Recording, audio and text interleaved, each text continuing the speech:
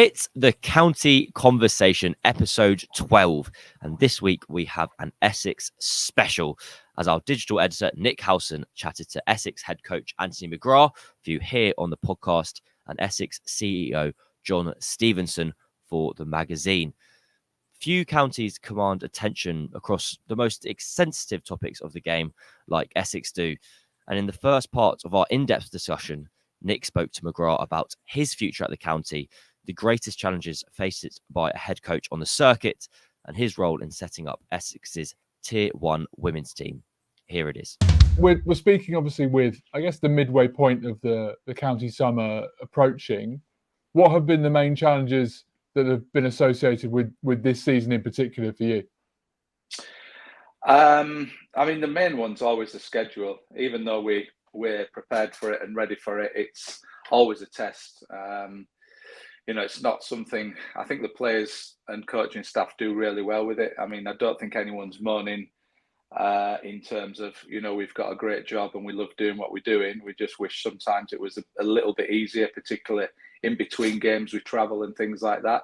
So that's always a major issue, particularly when you have injuries. And then I think the tricky part comes after the block of 6-7 championship games. You've only got a day or two to prepare for T20 really, and a lot of the teams, particularly ours, play in both forms. So they're the real challenges, particularly this first part of the year. There's around that conversation, there's been an awful lot of debate, quite understandably, about the physical impact on players. Could you give us an insight into what the impact is on you as some of the part of the backroom staff, in terms of what the schedule takes out of you as well? Yeah, I mean, we try and do logistics-wise the planning in the winter months when the fixtures come out and set up the training days and so on. So yeah, for the coaches and support staff, it's just physical side is obviously throwing in the nets and everything that goes around training, and then along with the analysts, it's really prepping the stats and analytics pre and post games. So you've got to think on your feet a little bit. Sometimes you use the coach travel, obviously the long days. So I think it's more probably, from the mental point of view, and you just don't really get a break. It seems to come thick and fast. But as I said, we're pretty much prepared for that.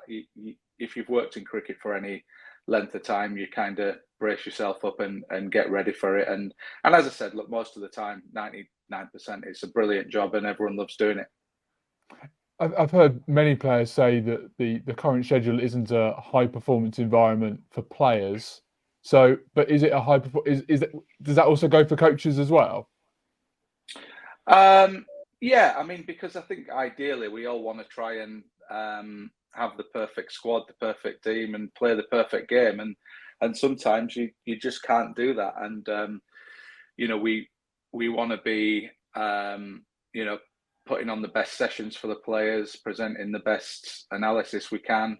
And you just can't do that physically or mentally, because the games come thick and fast. And the players do need rest in between. Sometimes you have 7 games in 8 days. The last thing they want to do on that day off is think or talk about cricket. So you've got to try and be smart in terms of how you manage players. And, most of them have got families and things like that. So you've got to try and get that balance as well. So it's not really going to change, I can't see, but ideally you'd need more time between games to have a high performance environment more consistently.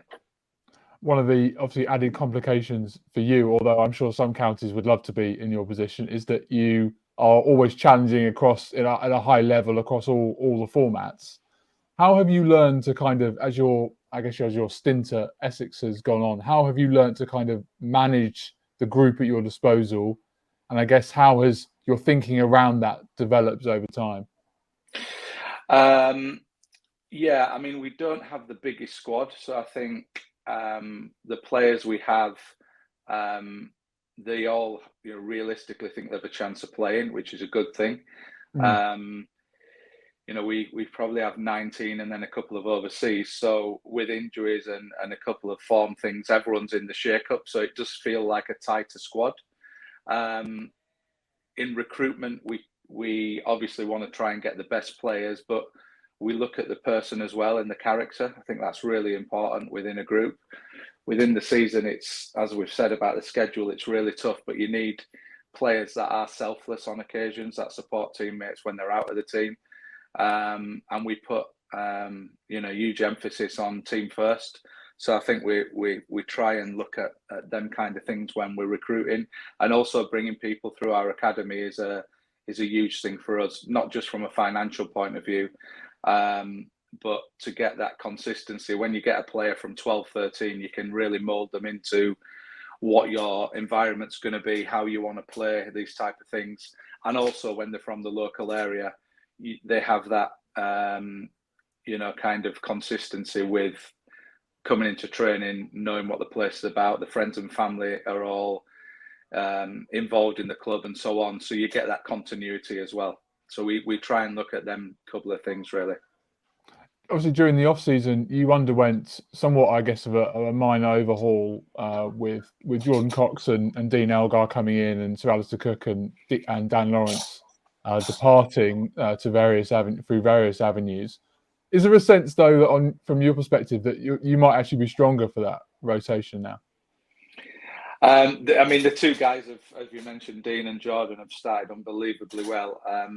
Losing Alistair and Dan, we knew Dan were leaving pretty much halfway through the season, and Alistair as well was getting towards the end. So to replace them two, not just on the field, off the field, was always going to be a huge task. But the way Dean and Jordan have started, they've been sensational, and it's kind of helped that little blow as well. So, they're at different stages of the career, but I think Jordan is an unbelievable young player. And I think Dean, from our conversations in the winter when he gave up Test cricket, he made it clear he wasn't coming for a holiday. He really wanted to finish career strong and play in a competitive team. So by picking them two up, obviously the character is as well are top notch. So yeah, I think we couldn't have replaced them any better, really. Alistair Cook and Dan Lawrence leaving, how it's gone so far has been, probably better than we expected. When it comes to Alistair, what was the first sense you got that prior to the announcement that he was going to call it a day? I think it's always been on a conversation since 2019, if I'm being honest. He's always, let's take it kind of month by month, year by year. And I think he really enjoyed his time. We chatted all the time. I probably got a sense towards the first half of the championship block that he was maybe thinking about calling it a day. But then with all sportsmen, they changed their mind at various points. But yeah, I think once he came back from halfway through the season, I kind of knew he was thinking about calling it a day. I think, as I said, going back to that point when he retired from Test cricket, I didn't envisage him playing until the end of 2023. So I think, as a club, we did so well to have him for that length of time. But as we're seeing with Jimmy Anderson now, when someone like that leaves the game, it leaves a huge hole, but it gives an opportunity for the others to come in. One thing that hasn't changed, though, is the fact you've still got this core of your bowling attack with Sam Cook, Jamie Porter and Simon Harmer. One thing that's really interesting when you look just purely on the sort of the data is how consistent they are, all of them, how consistent all of them are season on season. So I wonder, how do you go about ensuring that all of them are firing all of the time and you're getting the best out of them as regularly as you are? Well, I think firstly it all comes from them. The bowlers you've mentioned there all want to bowl, which is a great trait for a bowler. Their training is as close to match intensity as you can get, which is a really good thing as well, because it's easy to transition from training into playing. And they're all very competitive. love taking wickets, they love bowling. We have a certain game plan and they execute that day in, day out, probably better than most I've seen through my career. So it comes from them. There's the easy answer. And just their appetite to get better and better. I mean, they work really well with our bowling coach, Mick Lewis. He runs a programme in the winter in Melbourne where we get the bowlers up and running, which has really helped. Shane Snater has been sensational for us the last few years. Benny Allison and Aaron Beard haven't played much, but they play their part as well with pushing the squad. And also we've added Matt Critchley as well. So we've got a really good balanced attack, but it's normally them three guys who get the plaudits. But I think the bowling attack as a whole, are very, very consistent, not just in how they play and when they come into the team, but how the training go about it, which is hugely important. Just one more on those three. What sort of individually do they need, and have you learned that they need to hear, to do, how their schedule in between matches looks like, and what are the sort of nuances to the way they prepare and the way they train, and etc., and how do you kind of help that, and their personalities, I guess, as well? Yeah, management and just honest conversations, really. I think everyone within the squad are adults and we treat them accordingly. So regular chatting about what they need. If they need a day off or a few days off and they think that's beneficial, then we will let them have that.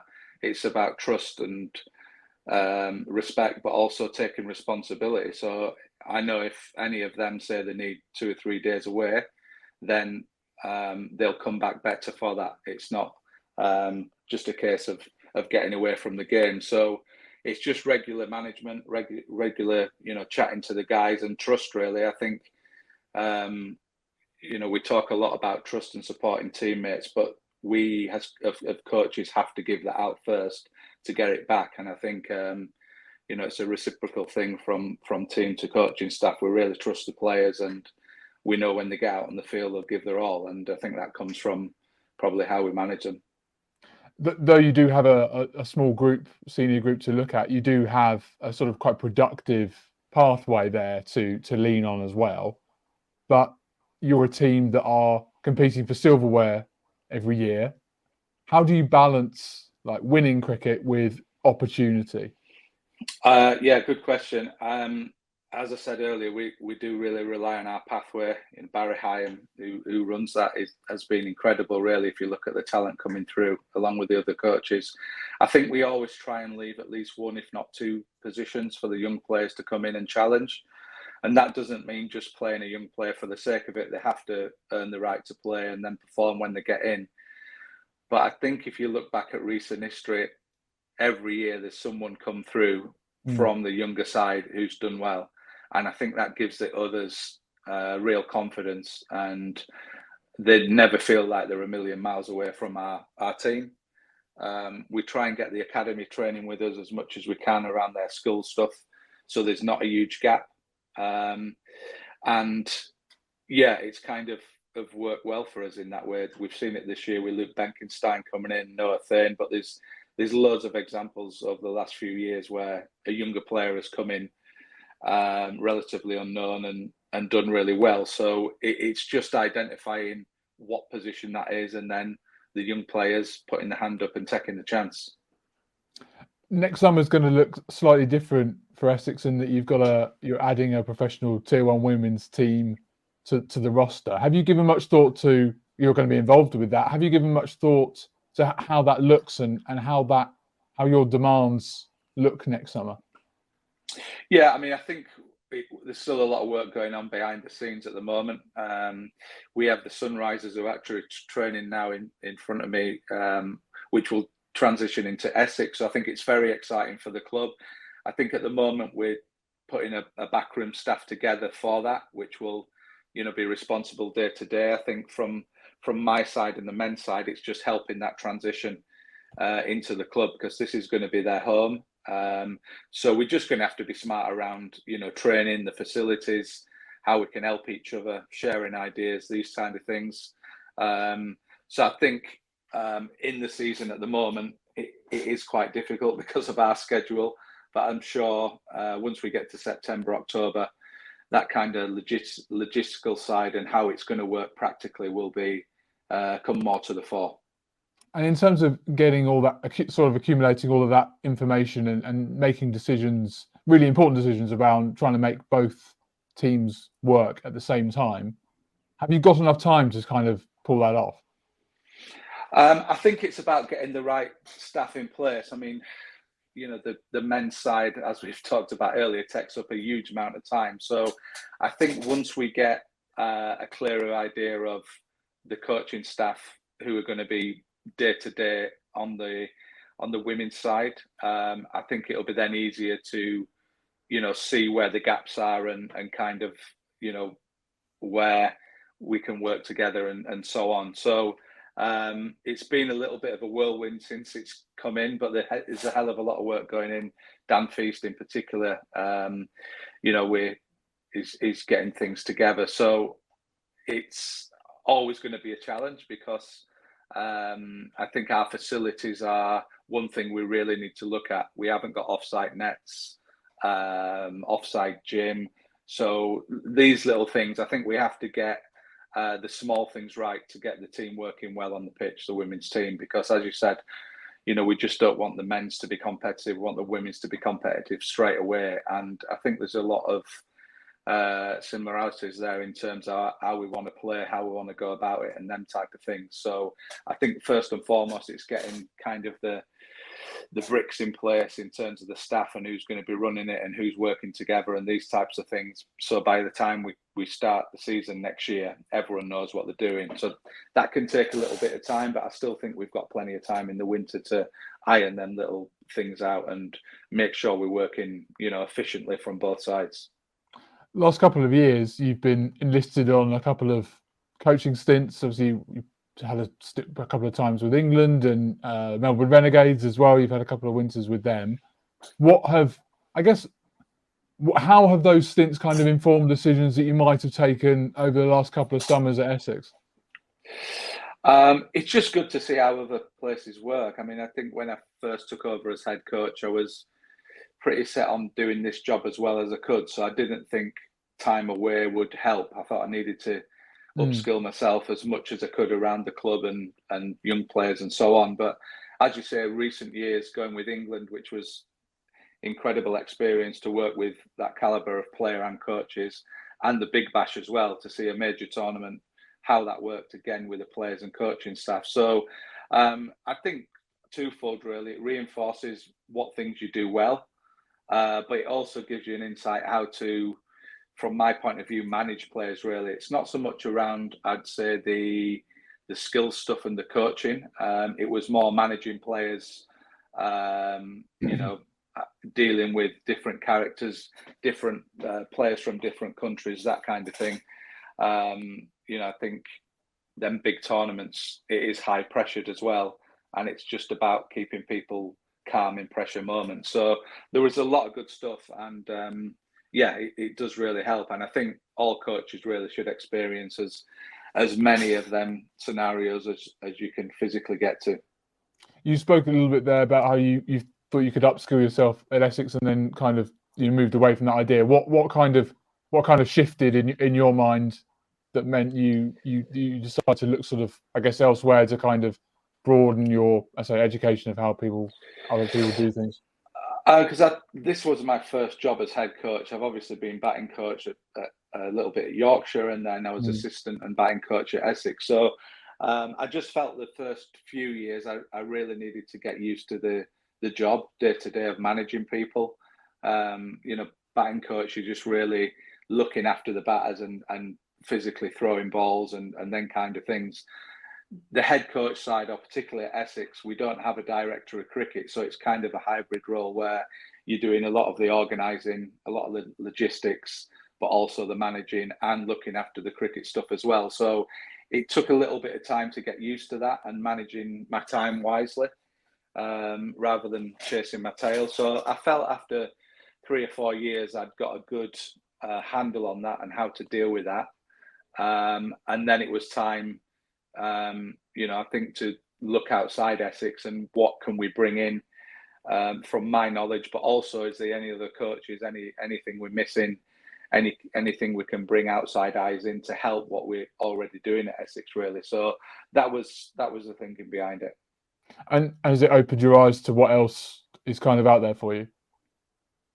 Yeah, I mean, I think I said pretty much straight away, if you concentrate on the job you're doing and do that to the best of the ability, then everything will look after itself. I'm not really one to set goals or in 3 years' time, I want to be this coach. I think you've just got to do your job the best you can. And that then will reflect how you do in terms of your job, but how other people look at you as well. So, yeah, I mean, look, you're always, the game's constantly changing, and I think you've got to try and keep up in it. And it's not just your own particular version or how you look at things. It's experiencing them other things around the world, because it's moving so quickly. We see in America now that tournament popping up, and everywhere around the world, cricket is exploding really. So yeah, it's just keeping up with them kind of things. What thought have you given to future beyond that? You spoke about the women's tier 1, so maybe next summer's taking care of itself, but what sort of thought have you given towards what the future looks like? Not a lot, really, to be honest. As I said, just really concentrating about this job. I'm also aware that I've been at Essex for, 8-9 years now, and I think there is, some merit in you can be at a place for too long. Sometimes all sports teams need a change. So I think I judge it on, I guess, performance on the field. I know it's, the players have a huge say in that, but I think if I see a dip in maybe, the intensity, the messaging we're giving as coaching, I think there is naturally a right time for a change. I don't know when that is, but I think, at some point I'm not going to be at Essex forever, obviously, because they might not want me forever and things might change, but I haven't given too much thought to, beyond this year, for instance. During your spell as head coach, certainly more recently in the last couple of years, there's been an awful lot of noise kind of off the field that you've had to contend with, certainly. But the results on the field have sustained themselves. So clearly you found a way of kind of blocking it out. It'd be interesting to know what sort of techniques or how you're achieving that. I think a culmination of what we spoke about is getting the players really buying into how we want to play, but the characters within the team. We've got some really good senior players and some young players coming in and really focusing on our jobs. I mean, the noise outside, it's always going to be there. I'm not one for social media, but obviously I'm aware what goes on. But, just really, criticism and praise come and go. And I think it's just really all them kind of things you've just got to try and shut out and just concentrate on your job. I mean, we talk about the only people who can have a bearing on how our season goes are the coaching staff and players at Essex this year. No one else. It doesn't matter what anyone thinks of us, how anyone thinks we play, how anyone thinks we train, who thinks they should be in the team. It's only us. And if we just have that kind of mentality and think about that, then we back ourselves, we trust our players, and we think if we play well, we can match anyone in the country. And that's how we've gone about it in the last, 5 to 6 years. And we've had, some decent success doing that. That was Anthony McGrath with digital editor Nick Howson. Before we get into any major discussions, I wanted to address what I think is one of the biggest essentially injustices in the modern game. I was looking at McGrath's test record before recording this, and in 4 test matches he averaged 40 with the bat and 14 with the ball, never to play again. So I want to know what major injury he suffered, who he annoyed. I need the answers for that for potentially for next year. But I thought it was very interesting that we often talk about the schedule and players talk about the schedule in terms of how difficult and counterproductive to a high performance schedule it is. But that is often coming from a kind of teeing up purpose from a journalist or someone asking a question saying, oh, the schedule's a bit tough, isn't it? I thought it was very interesting that you kind of just laid out what's the biggest challenge like that you found? Potentially a squad rotation, balancing X, balancing Y, and no, his first answer, kind of unteed up, was it's the schedule. Yeah, I mean, firstly, thanks for having me on the show. Always, Nick. You're always welcome. Yeah, indeed, it was a tough. Must have been a tough call to get me in, but I appreciate that. Thanks for your time. Yeah, I think as journalists, like we do lead the conversation when it comes to interviews, and we steer our subjects in a certain direction. However, you have to pay attention when they bring something up quite unprovoked.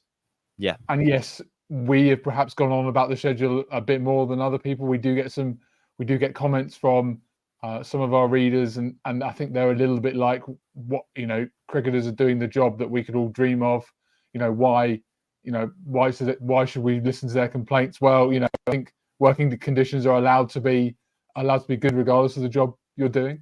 So anyway, when you have someone that brings up a subject sort of unprovoked, and you're asking a sort of open-ended question, as I did there at the top, you do need to listen, I think.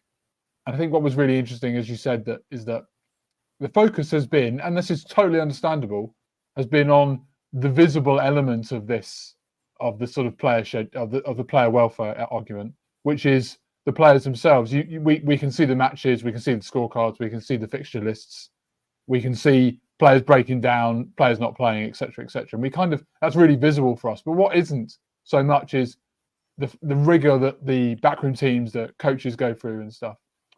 And I thought it was really interesting to hear McGrath talk about what he does, basically the concessions he has to make as far as preparation is concerned. And doing notes on a coach on the way to a game, or on the way away from a game because you've got one the following day, like that isn't. We've talked about what a high performance environment is, and how the schedule has kind of diluted that. That's not high performance. Like I used to do my homework on the school bus.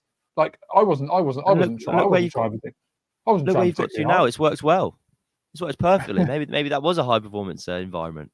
Yeah, no, it's taken 12 episodes for me to get rid of Nick Friend and to have an episode to myself. I've made it to the very, very top in just a couple of weeks.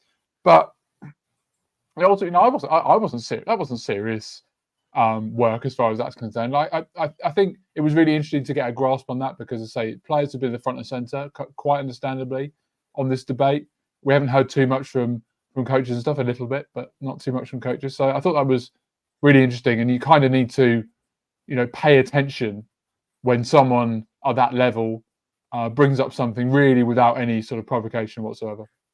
Absolutely. And I also thought from a job perspective, I thought it was intriguing that McGrath was so kind of non-committal about his own future at the club. It was, I was surprised, especially maybe this is me, but I think we all as sports fans probably are guilty of thinking about things in a football context. And when you see managers signing 3-year deals or 5-year deals or whatever, and they're kind of, until they get fired, they are kind of locked into a club for however long. Cricket's kind of the opposite of that, where the contracts aren't very kind of publicised, and there seems to be a bit more job security. McGrath's been at Essex since 2017 as head coach, I believe. But he was kind of going, I'm on a kind of a year-to-year basis. I'm not thinking beyond the next year. Is this us being gossipy to think, is that sounded to me like someone who might be moving, to be perfectly honest, and that might be me putting words in his mouth unfairly. However, did it come across that way to you, or is there potentially a chance that there's going to be pastures new for Mr. McGrath? I think it's interesting that he's got a fluid relationship there with Essex, but it's also worth stating that since he's been head coach, that's been the case throughout. So it's kind of through all of that uncertainty, I guess you could have made this conclusion at any point during that period. He might go at the end of this year, he might go at the end of that year. However, it's the first time I think I've heard him speak in the sort of terms that he did, in terms of, well, what a sort of departure route looks like, what a path away from Chelmsford actually looks like in terms of the team maybe not performing to the level. It was interesting that, again, like I talk about the welfare thing, sort of unprovoked. He's basically bringing up how you can be somewhere too long. He spoke about his eyes being opened basically by stints with England, but also with the Renegades as well, which I think has really helped with recruitment and stuff. So I thought that was really interesting. I don't think it's a jump to suggest that, because he literally brought it up. Like I think like you again, leading questions and making assumptions and all this sort of thing is something that will leave to others. I think he literally brought this up, so I don't think it's too speculative to think about what life might be like after Anthony McGrath at Essex, particularly in what might be the short term. I think I'm going full gossip now in my head, but I'm kind of imagining if McGrath's your mate, kind of you go, how's your partner doing, and he gives that answer. You go, are you okay, mate? Is everything all right? But no, to continue along the themes of continue on the theme of why I thought it was interesting where he was going 1 year at a time, and that is a kind of classic cliched sporting mentality of kind of one game at a time, 1 point at a time, one ball at a time. That does come in the context of also in the conversation him being very fundamental and very important to the setting up of Essex's Tier 1 women's team, and kind of how that relationship balances. And kind of we spoke off air a little bit, which I hadn't quite grasped, that McGrath is kind of going to be in charge of the setting up of the philosophy of this new women's team. And he's not going to be teaching philosophy, which I think was how you misunderstood it the first time. I initially did hear that he was doing an open university course in philosophy. Well, the University of Essex are involved in the team where they are going to be helping with residency, and so perhaps there is perhaps we've completely overlooked this, and we've thought about McGrath potentially going to pastures new, and actually what is actually happening here is that he is going into university lecturing. And we've completely overlooked. I'd support it's staring at us right in the face, Cameron. We are meant to be investigative journalists, and we have overlooked one quite key element of this, and that is that he's clearly going to be going into that line of work. Yeah, I think that is interesting. Essex aren't going with a director of women's cricket. They're going to appoint a head coach at some point when the transition from the Sunrisers takes place, which I think is going to be sort of October, November. And he's going to be overseeing a bit of coaching, and he's going to be doing a bit on, philosophy. The way the team play, basically. And I think the other responsibilities are going to be left elsewhere. I think it is going to be really interesting to see how that balances itself out. It's tough enough at the moment doing the men's team as well. Add that on top. I'm sure I've no doubt that the Essex women's team will be punching above their weight, just in the same way the men's team have been, and they'll be as well run. But clearly, that the way that works needs some attention, in the same way that both teams using Chelmsford for matches will also need attention as well. And we'll move on. We'll come on to, I guess, some wider issues around that later. So yeah, that is going to be interesting as well. And it felt a bit non-committal about that as well. And to be honest, I given that not many of the teams have appointed like senior roles yet, I think six of them still yet to appoint a head coach, and it's, I guess, not a surprise maybe that Essex are one of those, given perhaps there's some uncertainty over some individuals at the top. For sure, and I think it's kind of you can forgive sides for not having made these major appointments yet, given how recently only confirmation that they actually were going to have this team existing was. But that is the end of part 2 for this episode. We'll be back with part 3 and covering Nick's conversation with John Stevenson, the CEO. So the reason we're talking about Essex in this episode is because when you consider the sensitive topics surrounding English cricket, such as racism, financial instability, ground security, and the new women's structure, few counties command attention like Essex, as all of those 4 kind of themes are ongoing storylines, I guess, for want of a better word, at the county currently. In the latest incident with the racism scandal, a lack of confidence in the cricket regulator from victims has seen individuals implicated in the Essex racism scandal potentially escape charge. In effect, what's happening is, if you think of it in terms of the context of Yorkshire, where Yorkshire were eventually docked points and fined by the ECB as a club, that is still an ongoing process with Essex, and that could still happen. But when you think of it in terms of individuals who are then charged in whatever way, that is no longer going to be the case with Essex, because those who complainants such as Maurice Chambers and Yahid Ahmed are no longer, they do not have faith in the process and they have stepped away from it. What is that kind of, what is the latest in that world of Essex? I feel like Yorkshire have got much more attention because of how high profile the Azim Rafiq scandal was. It went to Parliament, etc. But in terms of the latest on the ground of how the club are navigating that and dealing with that and cooperating with that process, what does that look like at the moment? Yeah, I think the important word there actually is one you use, and that is like cooperation. I think Essex have been far more open about the entire process and transparent about the whole process than Yorkshire were. I think Yorkshire probably fought it a bit more than Essex have, and I think they've been quite fair about this. Yes, they missed a lot of deadlines to publish the initial report, but I think they were as much to do with legal red tape as it was to do with sort of any level of incompetence. I think there were, reading the report, there were a few individuals that perhaps didn't subject themselves to questioning perhaps as readily as they might have done. But I think the club have embraced everything a lot more, and they've implemented things that the relationship with Saka, which started last year. I think they've done a much better job as far as that's concerned, and they have been.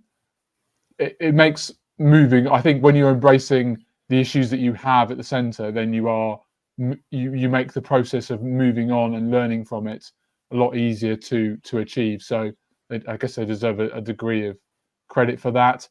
That said, it is a damning indictment, I think, of what happened with Azim Rafiq, that the individuals who, the victims in this case, some of the victims in this case, feel unwilling to participate with a disciplinary process because of the ordeal that he went through, and that's ultimately really disappointing. I'm not suggesting that we want to see heads on a plate here, but there isn't going to be any individual recriminations outside of the sanctions that the club have handed out internally. As far as I'm aware, they have been relatively minor to those currently at the club and those previous employees.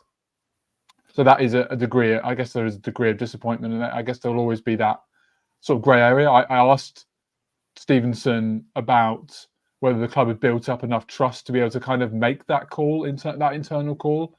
He said it was quite legally led, but I wasn't massively convinced. It was one sort of it's one sort of uncertain area of uncertainty, I think, that will always hang over the case, particularly given that it concerns individuals that are still at the club. So I think they're handling it certainly better, and they're attempting to move on. But until the disciplinary process is absolutely clear, and we're still waiting to hear what reprimand the club will be hit with, if any.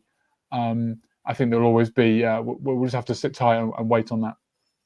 And as trivial as it may sound, I think an important asterisk to put next to this, the kind of the punishment the club will potentially face, is that potential for points deduction. So from a purely sporting perspective, it's worth remembering that Essex, challenging for the title this year in Division 1, may well be hit with a points deduction later down the line. But I more want to focus on kind of some of the knock-on effects of the kind of legal procedures that you're referring to there, with dealing with this kind of racism case of the past 10, 20 years. Essex are struggling financially, and they also are desperately needing to upgrade their ground facilities. How does that kind of play in? You're across their accounts, as it were. How does Stevenson address that fact that, well, Essex, I believe the figure you said, they're £750,000 in the red, as it were? Yeah, that was how much they've outlaid by the end of 2022. So obviously that figure is going to go up. Just on this case, that includes, I believe, the £50,000 fine that the ECB slapped them with for the failure to investigate a comment made at a board meeting as well in 2017, I think it was. Yeah, it does all feed into. That's why we sort of start with this and move on. Is that it does feed into some of the other issues that the club are currently sort of beset with. In terms of financially, I think it's 370,000 loss for that financial year that I referred to. The club have talked about having to sell off part of their portfolio for this year, just to get through the final quarter. Stevenson was a little bit grey, I think, about what that actually looks like in terms of real terms, but ultimately it's certainly not ideal if you're having to sell off the investments and stuff just to make ends meet, and that's just to get to the end of the year. We don't know what life looks like thereafter. Naturally, he's very warm to the idea of third-party investment in the 100, which will bring in a bit of extra finance. They'll get an extra 1.5 million for the women's team, albeit they're going to have to outlay almost all of it on running that team in terms of wages, etc., and operational costs. So yeah, it definitely feeds into that. In terms of the ground, it's one of the poorest grounds on the first class circuit. I alongside the feature that I did in the magazine, which came out a week ago, there's a part in it where you do a ground guide, and I spoke to a couple of people about getting information about it. And the two things really struck me while I was doing that. Number one was how difficult it was actually to get sort of specific information about various elements of it, and number two, how reticent the individuals that I spoke to were to speak about the ground because they think it's rubbish. There's nothing. There was sort of no feeling of personality or anything that was particularly interesting about it. Like you go around, it's not a high performance. Talk about high performance again. It's not a high performance venue of any sort. How they're going to host two teams there in its current state? Well, they're almost going to not host two teams there because University of Essex are going to take care of training facilities and some S&C stuff. It's mainly just going to be match days, really. They can't even house two teams in the same pavilion at the moment because of the change to ECB regulations, which means that away teams now get changed in an adjacent marquee, which is more fitting for episodes of Bake Off than it is for a cricketing environment. So it's not ideal. They can't move away. They have estimated the cost of moving from Chelmsford at £100 million. Clearly not going to work. So they're not going to be able to move. They're going to have to go with another upgrade. Now, I certainly wouldn't call myself an expert in Essex history, but anyone who is will tell you that the idea of an upgrade at Essex that's not a new plan. Changing rooms have been there and failed. It's happened so many times. So that anyone who's looking at the plans and listening to John Stevenson talk about this upgrade and that upgrade, they've heard it all before, and there's just as much skepticism around this one as there has been previously. Broadcasters don't massively like going there, TV particularly, because it's just not an easy place to set up and do your role. Even the camera that films their live streams, it's in the second row. It's in the second row on the top tier, just outside the press box. It's a real botch job there. It's not a high performance venue. It's always been seen as quite an intense, quite sort of, the fans are quite close to the boundary, and it used to be quite sort of a difficult environment, particularly sort of blast nights and stuff. A difficult place to go, I think, is the cliche, but it hasn't got a lot beyond that. And I think the club have realised now that if they want to get it ready for that 2030 T20 World Cup that's being hosted in England, they're going to have to make some very quick and rapid decisions and get on with it, really, because time is running out to get ready for that tournament if they want to be considered as a potential host ground.